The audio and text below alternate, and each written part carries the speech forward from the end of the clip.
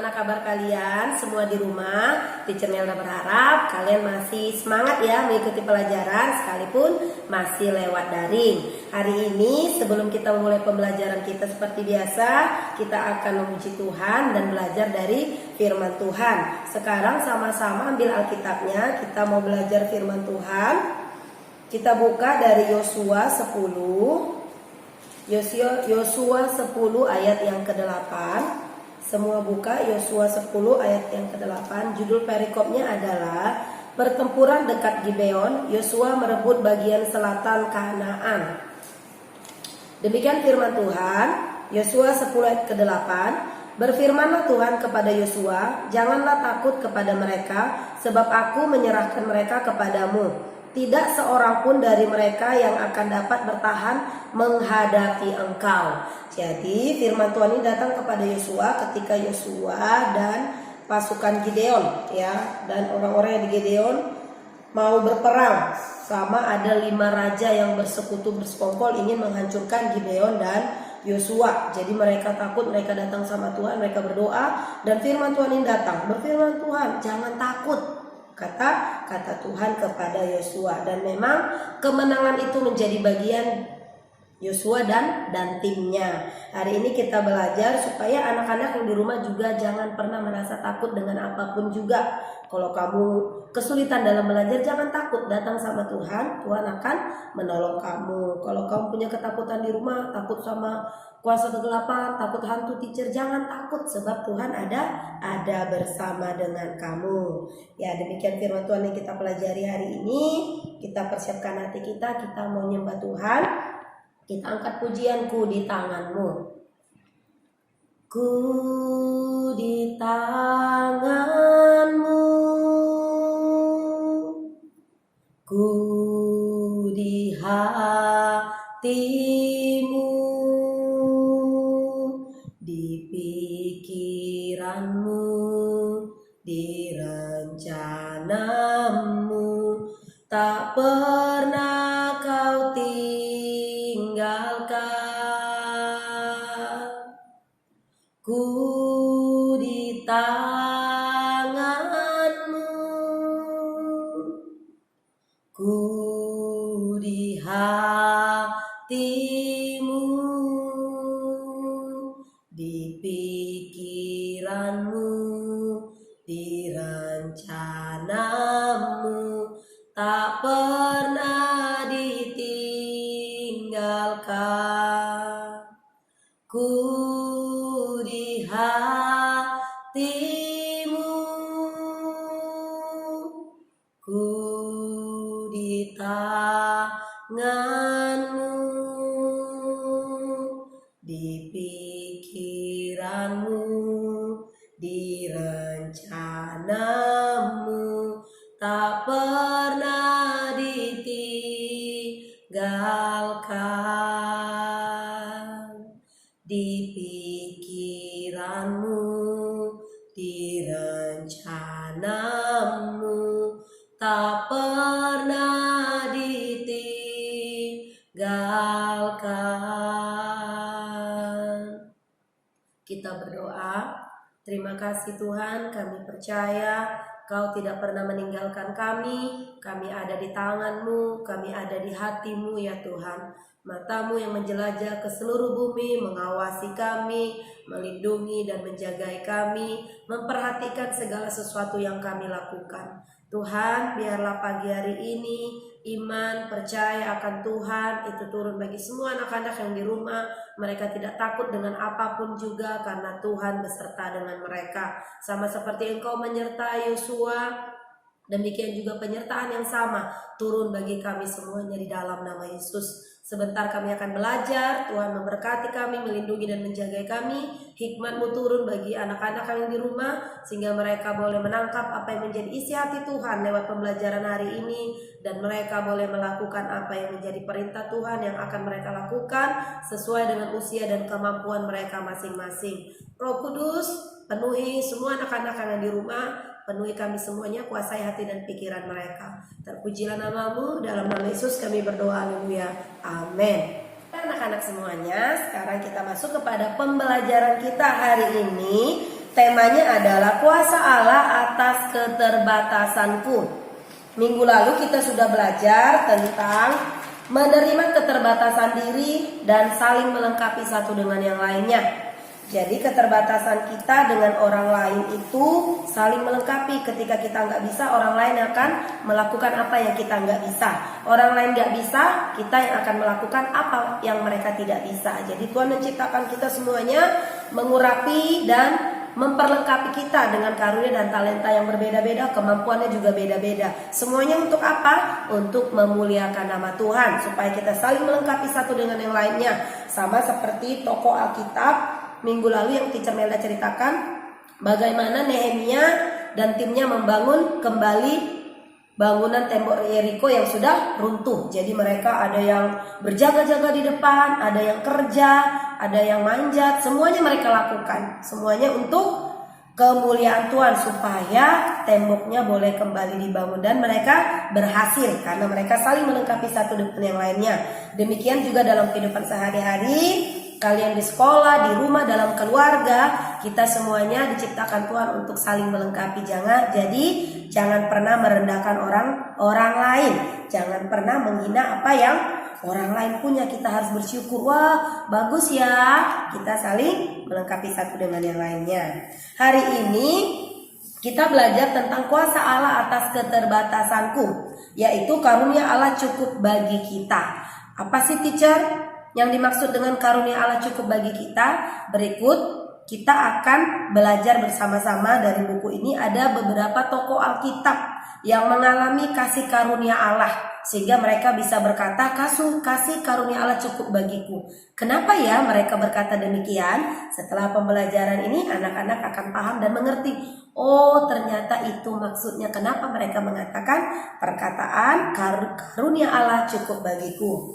Tokoh yang pertama yang akan kita pelajari adalah Yosua. Tadi Teacher Melda sudah singgung lewat firman Tuhan yang kita baca, yaitu Yosua 10 ayat 12 sampai 14. Tadi Teacher Melda baca ayat yang ke-8-nya. Nanti anak-anak boleh baca sampai selesai perikop peperangan mereka melawan ada 5 raja bergabung bersekongkol ingin berperang mengalahkan si Yosua, menghancurkan Gibeon. Mereka berperang di Gibeon menghadapi Adoni Zedek, raja Yerusalem yang bersekutu dengan 5 raja yang lain. Jadi ada 6 raja dong jadinya. Tadinya raja si Adoni Zedek itu bergabung dengan 5 raja. Jadi ada 6 raja ingin bersekongkol menghancurkan Yosua.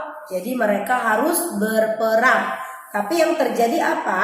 Tuhan berkata kepada Yosua, jangan takut. Sekalipun Yosua mungkin dan timnya merasa, wow, ada 6 raja yang akan berperang melawan kita. Kita harus menghadapi mereka.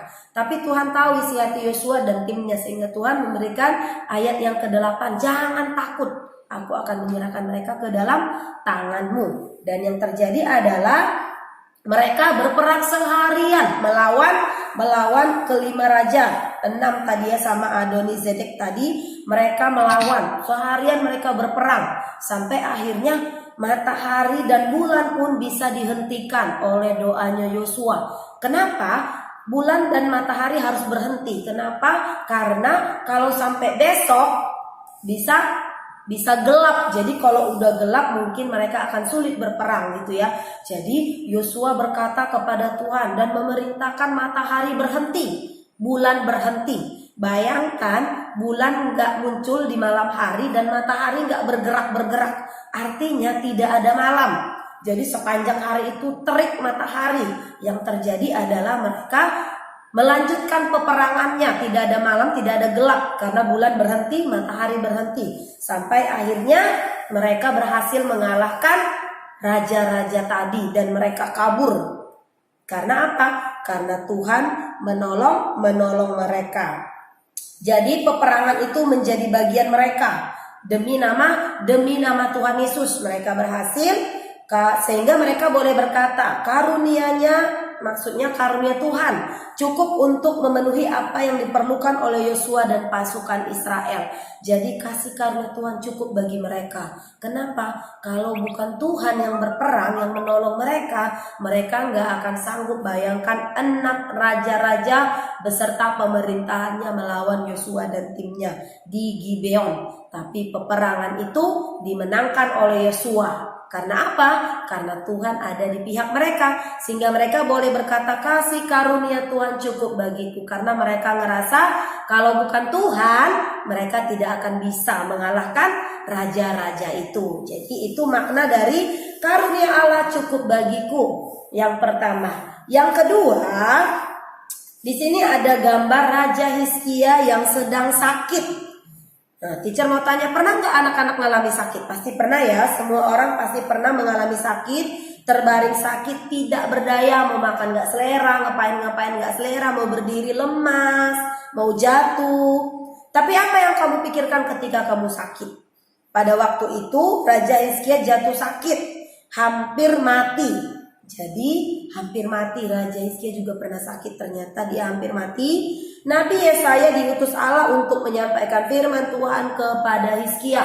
Jadi Nabi Yesaya datang, sampaikanlah pesan terakhirku kepada keluargamu, sebab engkau akan mati dan tidak akan sembuh lagi. Itu ada di 2 Raja-Raja 20 ayat 1. Bayangkan ketika kamu sakit, tiba-tiba ada orang datang, sampaikanlah pesan terakhirmu kepada keluargamu, karena sebentar lagi kau akan mati. Kaget nggak? Kaget. Jadi Raja Hizkia juga kaget. Disampaikan pesan oleh Tuhan lewat Yesaya yang berkata, ayo sampaikanlah pesan terakhirmu kepada keluargamu, karena sebentar lagi kau akan mati. Jadi Hizkia merasa sedih. Ia meratap memohon kepada Allah. Maka apa yang terjadi? Dia bilang gini, aduh Tuhan, tolonglah perpanjanglah usiaku, aku belum mau mati, tolonglah Tuhan. Dia berdoa kepada Tuhan supaya usianya diperpanjang. Apa yang terjadi? Tuhan memperpanjang usia Hizkia. Berapa lama? 15 tahun lagi dia dikasih kesempatan untuk bertobat, untuk menyampaikan kabar baik kepada keluarganya dan banyak orang lain. Jadi dikasih bonus. Tadinya dia udah mau mati, tapi dia berdoa sama Tuhan, minta belas kasihan Tuhan. Akhirnya usianya diperpanjang 15 tahun lagi. Allah adalah sumber kehidupan. Jadi Raja Hizkia berkata, karunia-Nya cukup bagiku. Tadi Yosua juga waktu berperang, dia ngerasa nggak layak memenangkan itu. Dia ngerasa bukan dia yang berperang, tapi Tuhan gitu ya. Karena Tuhan juga melempari batu dari langit, melempari para pasukan kelima raja tadi. Jadi Tuhan yang berperang menolongnya, sehingga Yosua berani berkata, kasih karunia Tuhan cukup bagiku. Karena Tuhan yang menolong. Hizkia juga demikian, usianya diperpanjang. Dia berkata, kasih karunia Tuhan cukup bagiku. Jadi semuanya yang kita miliki sampai hari ini kita hidup, semua karena kasih karunia Tuhan. Sekarang yang ketiga tokohnya adalah Rasul Paulus. Kita tahu, kita percaya Rasul Paulus itu giat memberitakan Injil. Ia mengadakan perjalanan dari satu tempat ke tempat yang lain, dan dia membiayai pelayanannya sendiri. Dia nggak mengharapkan orang lain. Ia seorang rasul yang besar. Banyak orang yang bertobat melalui pelayanan Paulus.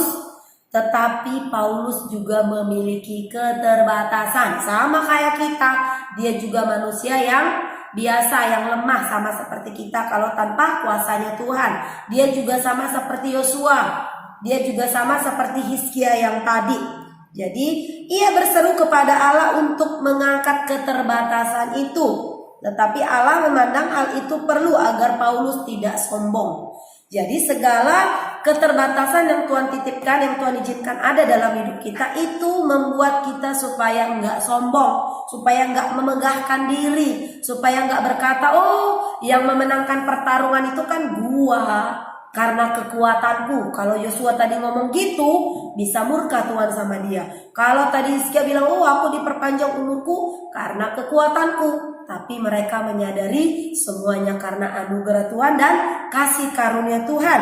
Demikian juga Rasul Paulus, dia menyadari keterbatasannya.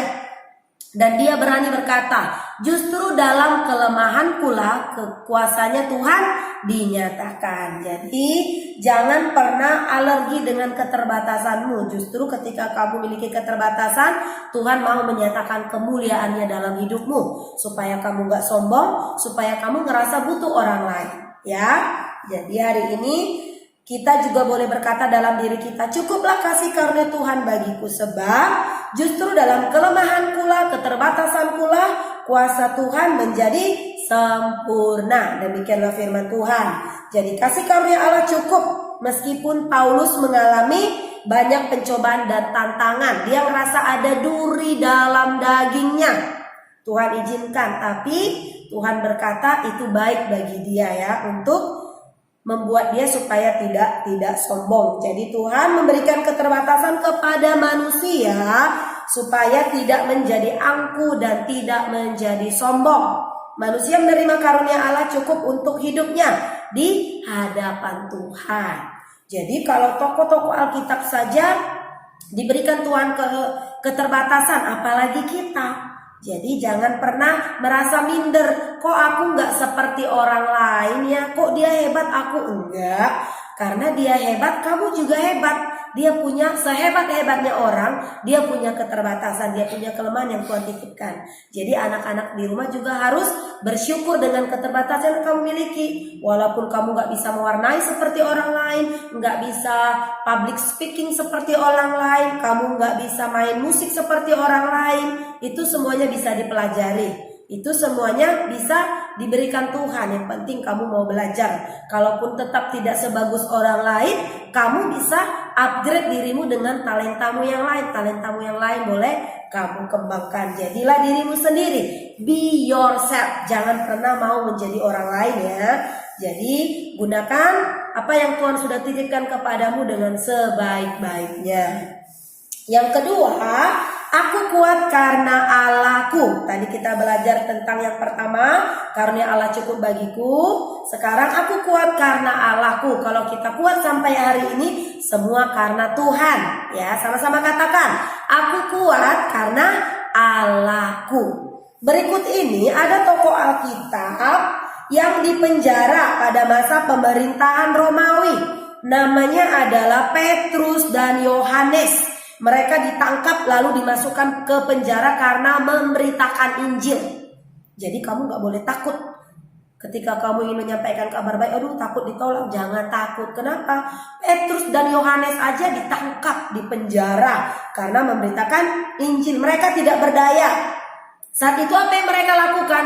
Mereka hanya berdoa, memuji dan menyembah Tuhan di dalam penjara. Ketika Yohanes dan Petrus pasrah, mereka hanya berdoa menaikkan syukur kepada Tuhan dalam penjara. Di dalam penjara mereka mengangkat tangan mereka berdoa. Mereka mungkin berkata, segala pujian dan kemuliaan hanyalah bagimu, hanyalah untukmu. Segala pujian dan kemuliaan kini ku persembahkan di hadapanmu Tuhan. Ketika mereka menaikkan syukur, berdoa di dalam penjara, apa yang terjadi? Tuhan mengirim malaikatnya untuk melepaskan Petrus dan Yohanes. Tengah malam Tuhan mengirimkan malaikatnya datang tiba-tiba. Penjara itu dibuka dan Petrus dan Yohanes dikeluarkan dari penjara. Mereka keluar dari penjara, semua mungkin dalam keadaan tidur. Para tentara-tentara yang berjaga-jaga itu Tuhan bikin lelap. Semua lelap, mereka mungkin ditutupi dengan selubung sehingga mereka tidak melihat apa yang terjadi. Dengan santainya Petrus dan Yohanes dan malaikat itu keluar dari penjara. Siapa yang melakukannya? Tuhan. Jadi ketika kamu mengalami pergumulan, kamu mengalami kesulitan dalam apapun juga, yang perlu kamu lakukan adalah berdoa dalam hadirat Tuhan, menyembah Tuhan. Maka Tuhan akan mengirimkan malaikatnya untuk menolong kamu keluar dari penjara. Penjara apapun itu, penjara ketidaktahuan, penjara kebodohan yang ngerasa aku bodoh, aku gak bisa Tuhan, itu akan dilepaskan dalam dirimu. Jadi kamu harus percaya dengan kuasanya Tuhan. Dalam pelayanannya Paulus mengalami berbagai-bagai pencobaan dan tantangan, meskipun ada permohonan yang tidak dikabulkan oleh Allah. Jadi tidak semuanya doa kita dijawab oleh Tuhan. Kenapa, teacher? Karena semua doa yang kita naikkan itu kembali kepada Tuhan, suka-sukanya Tuhan. Kadang kalau semuanya kita minta, kalau semuanya Tuhan kasih, itu bisa membuat kita sombong. Jadi ada doa yang mungkin gak sesuai dengan kehendaknya Tuhan, yang mungkin mencelakakan kita. Doa-doa yang egois, Tuhan aku mau gini, mau gini, mau gini. Tapi Tuhan tahu itu gak baik bagi kita. Jadi Paulus juga demikian, tidak semua keinginannya. Paulus berharap supaya duri dalam dagingnya dicabut sama Tuhan. Tapi Tuhan tidak lakukan itu. Kenapa? Duri dalam dagingmu itu baik bagimu, supaya itu tidak membuat kamu sombong. Demikian juga kita, anak-anak semua di rumah tua. Teacher, aku sudah berdoa loh siang dan malam supaya Tuhan itu jawab doaku, tapi gak dijawab sampai hari ini. Mungkin Tuhan punya rencana atas doamu itu. Kenapa Tuhan gak jawab? Jadi kita belajar juga hari ini gak semuanya permintaan kita dikabulkan. Kadang-kadang permintaan kita itu akan membuat kita celaka. Jadi Tuhan tidak akan izinkan. Segala perkara dapat kutanggung di dalam Dia yang memberikan kekuatan kepadaku. Itulah yang dikatakan oleh Paulus. Itu tertulis di Filipi 4 ayat 13. Artinya Paulus dapat melakukan segala sesuatu karena Kristus telah melakukannya untuk Paulus.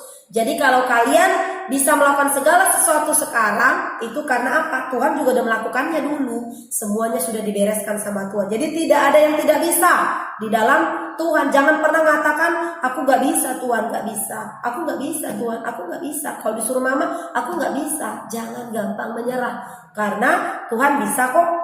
Gitu ya. Jadi kita harus menyerahkan segala sesuatunya kepada Tuhan. Semua keinginan kita, doa-doa kita, tidak semuanya akan dijawab Tuhan. Karena terkadang Allah membiarkan seorang sakit agar ia belajar bergantung kepada kemahakuasaan Allah. Sebab dalam keterbatasan manusia lah kuasa Allah menjadi sempurna. Karunia Allah cukup bukan berarti semua keterbatasan dihilangkan. Tetapi dengan karunia itu manusia menjadi kuat untuk mengatasi semua keterbatasannya. Jadi Tuhan menitipkan kekuatan, bukan menghilangkan keterbatasan itu. Ingat ya sayang, Tuhan menitipkan kekuatan, bukan menghilangkan keterbatasan dalam dirimu. Yang Tuhan kasih adalah kekuatan dan kemampuan. Jadi semua anak-anak yang di rumah tetap percaya kepada kuasanya Tuhan. Tetap ingat bahwa karunia Allah cukup bagi kita sampai hari ini. Karena Tuhanlah yang memelihara kita dan memberikan karunia keselamatan sampai hari ini. Aku kuat karena Allahku. Kita kuat sampai hari ini semua karena kasih karunia Tuhan. Kita tadi sudah belajar tentang tokoh-tokoh Alkitab. Yosua berperang, bagaimana dia bisa menghentikan bulan supaya tidak bergerak, menghentikan matahari. Bayangkan betapa hebatnya Yosua ya. Betapa hebatnya Tuhan yang melakukan semuanya itu sampai semuanya boleh berjalan dengan baik. Bagaimana hebatnya Tuhan memperpanjang umurnya Hizkia. Menjadi berapa tahun? Menjadi 15 tahun. Ingat-ingat kisah ini, siapa tahu minggu depan kita ulangan harian, teacher akan munculkan. Bagaimana hebatnya Tuhan kepada Rasul Paulus. Duri dalam dagingnya gak diangkat. Kenapa? Tapi Tuhan memberikan dia kekuatan supaya dia bisa melewati keterbatasannya, menghadapi segala sesuatunya dengan baik. Bagaimana hebatnya Petrus dan Yohanes. Mereka memuji menyembah Tuhan, penjara-penjara terbuka, malaikat mengeluarkan mereka dari penjara. Jadi kalau Allah, Yosua, Allah yang disembah Hizkia, Allah yang disembah Rasul Paulus, Allah yang disembah oleh Petrus dan Yohanes sanggup menolong mereka, Allah yang sama juga sanggup memberkati anak-anak yang ada di rumah. Allah yang sama juga sanggup memberkati kita semuanya. Amin semuanya. Tetap semangat di dalam Tuhan, tetap percaya dengan kuasa Tuhan. Pembelajaran kita hari ini sampai di sini. Minggu depan kita akan ulangan harian. Persiapkan diri kalian semua, pelajari kisah-kisah tokoh Alkitabnya, baca-baca Alkitabnya, baca-baca bukunya, dan berdoa. Iman tanpa perbuatan adalah mati. Kalau kamu belajar, kamu akan disertai oleh Tuhan, dan kamu berdoa, Roh Kudus akan menolong kamu ketika kamu ujian. Ya, bisa semuanya. Untuk tugasnya ada di halaman 91, yaitu karya persembahanku. Dalam kegiatan ini kamu diminta membuat salah satu karya sesuai dengan petunjuk berikut. A. Pilih satu bentuk karya. Kamu mau bikin clipping, kamu mau buat lukisan, kamu mau buat puisi, atau kamu mau buat artikel. Temanya adalah kemahakuasaan Allah dalam keterbatasanku. Kamu boleh mengumpulkan berbagai clipping, kamu ceritakan clipping itu. Kamu boleh membuat lukisan, menceritakan tentang kemahakuasaan Allah lewat lukisanmu, atau kamu mau menceritakan kemahakuasaan Allah lewat puisimu, karya puisimu. Kamu bisa persembahkan semuanya. Atau kamu mau buat artikel, kamu mau cerita tentang kemahakuasaan Tuhan juga boleh. Mungkin kamu mau cerita ketika Tuhan melawat kamu, menyembuhkan kamu. Tugasnya Teacher Melda kasih waktu 1 minggu. Kamu pilih salah satu, kamu buat clipping, mau buat lukisan, mau buat puisi, atau buat artikel. Ya, 1 minggu. Demikian pembelajaran hari ini. Tuhan Yesus memberkati kalian semua yang ada di rumah. Tetap semangat ya di dalam Tuhan. Kita berdoa. Tuhan Yesus yang baik, terima kasih kami sudah selesai belajar tentang kasih karunia Tuhan cukup bagi kami. Kami bersyukur lewat pembelajaran ini kami boleh mengakui kebesaran kedahsyatan Tuhan. Sebagaimana Tuhan menolong Yosua, menolong Rasul Paulus, menolong Hizkia, menolong Petrus dan Yohanes, Allah yang sama juga menolong kami dalam keseharian hidup kami.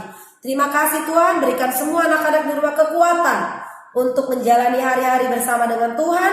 Jadikan mereka menjadi anak-anak yang takut akan Tuhan, sehingga mereka tidak ada yang mencontek.